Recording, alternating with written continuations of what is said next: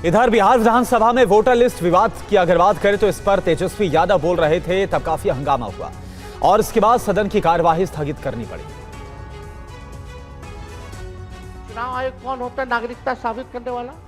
ये काम भारत सरकार और गृह मंत्रालय का काम है। चुनाव आयोग का काम है निष्पक्ष चुनाव कराना। कहीं कोई कानून में अगर लिखा हो कि नागरिकता की बात है। यहाँ दो उप मुख्यमंत्री बैठे, दोनों उप मुख्यमंत्री सूत्र के हवाले से बयानबाजी शुरू कर दिए कि बांग्लादेशी आ गया, नेपाली आ गया, म्यांमार का आ गया। कल परसों ही सुन तो लो भैया, सुप्रीम कोर्ट में मामला अध्यक्ष महोदय चल रहा है और कल ही चुनाव आयोग ने एफिडेविट, चुनाव आयोग में हलफनामा दिया है 780 पेजों का। उस 780 पेज में कोई विदेशी, नेपाली, बांग्लादेशी, म्यांमार, घुसपैठिए का कहीं भी जिक्र नहीं है। बीजेपी के 52,986 पंजीकृत बीएलए ने कभी भी विदेशी नागरिकों के मामले चुनाव आयोग के सामने नहीं उठाए। और बिहार विधानसभा में नीतीश कुमार और तेजस्वी यादव के बीच वोटर लिस्ट को लेकर तीखी बहस भी हुई। नीतीश ने तेजस्वी यादव को क्या कहा, सुनिए।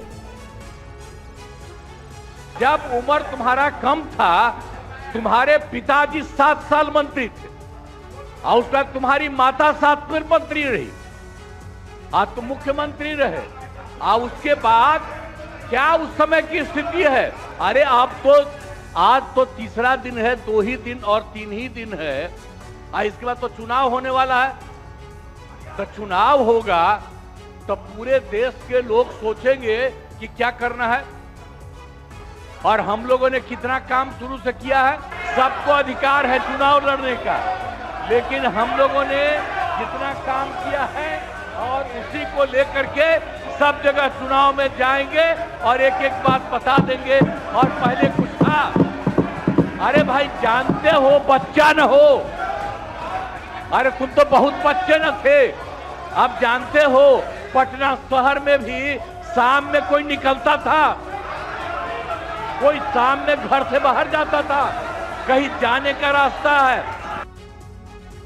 इधर बिहार के उप मुख्यमंत्री विजय सिन्हा ने कहा कि आरजेडी नेता सदन में जिस तरह की भाषा का इस्तेमाल कर रहे हैं वो सदन की गरिमा के खिलाफ है। आप सुनिए विजय सिन्हा की तरफ से क्या कहा। विधानसभा अध्यक्ष जी के द्वारा बोलने का नेता प्रतिपक्ष को मौका मिला, लंबे समय तक बोले। हमारे माननीय मुख्यमंत्री जी बड़े ही प्रेम से समझाने का प्रयास किया और उन्होंने कहा कि 2 दिन अब बचा है, शांति से जनता के हित के प्रश्नों को चलने दिया जाए। भाई वीरेंद्र जी कहता है ये विधानसभा किसी के बाप का है। इस तरह का उसके जंगल राज के अराजकता सदन के अंदर गुंडा राज स्थापित करना चाहता है। ये भूल गए हैं कि ये 90 का दशक नहीं है जनता को भरमाने का, SIR पर लोगों को बरगलाने का ये बयानबाजी कर रहे हैं, संवैधानिक संस्था का अपमान कर रहे हैं।